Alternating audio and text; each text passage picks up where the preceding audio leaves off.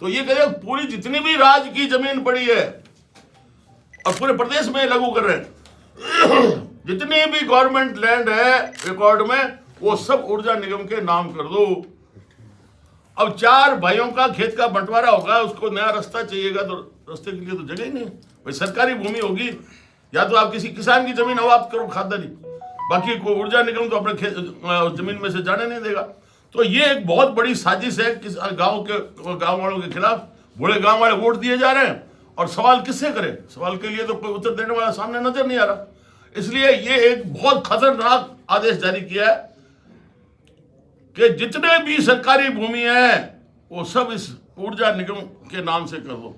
इससे बड़ा कोई हो मतलब इतना अव्यवहारिक और मतलब ग्रामीणों को मारने के लिए, पैसे वालों को नहीं, उनको तो संपन्न करना है। और इसलिए आपने देखा होगा जाल फैल गया चारों तरफ सौर ऊर्जा की प्लेटें, क्योंकि जैसलमेर में तो सुप्रीम कोर्ट ने मना ही कर दी कि भाई यहाँ गोडाउन को नुकसान हो रहा है, आपकी जो भी हाई टेंशन लाइन वगैरह निकालते हो। तो ये बड़ा संकट आने जा रहा है। इसके लिए भी हमें चर्चा की थी। हमारे जो जन नेता हैं, हम भी परसों मिले थे शादी ब्याह समारोह में।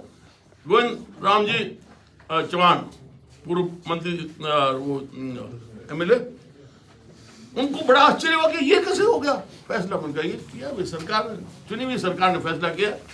तो मैंने कहा मैं तो इसके लिए जान दे दूंगा, अड़ूंगा लड़ूंगा कि मैं भी साथ में हूँ। तो एक बात इसलिए कि सबको लगती है कि ये कैसा निर्णय है, मतलब कोई हमारा सुनने वाला नहीं है।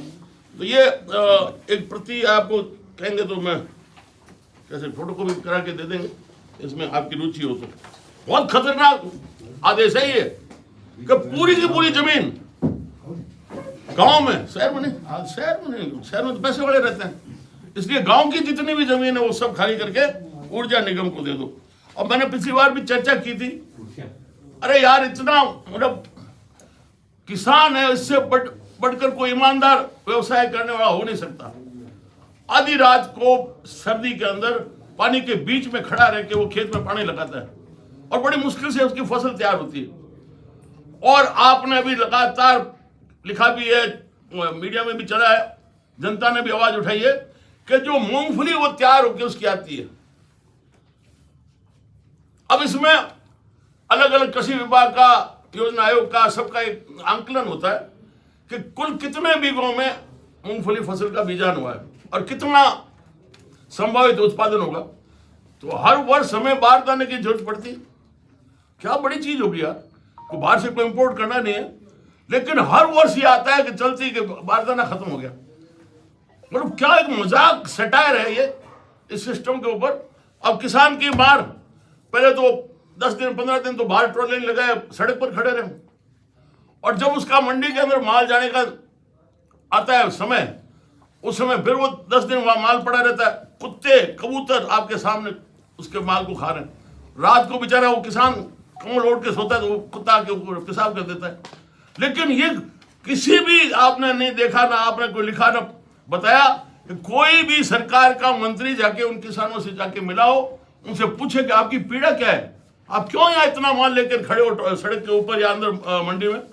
तो इतना दुखदाई ये लोग यूं ढोलता से बजाते कि हो हमारे जिले का मंत्री बन गया, हमारे सरकार में फला मंत्री बन गया। लेकिन मंत्री आते हैं जाते हैं, उस किसान के पास नहीं जाते। तो इसलिए इतना मतलब तकलीफ होती है। मुझे तो ऐसा गुस्सा आता है कि मैं बंदूक हाथ में लेकर निकल पड़ूं, लेकिन आएगा ये अवसर जरूर आएगा, हम ये बर्दाश्त नहीं करेंगे।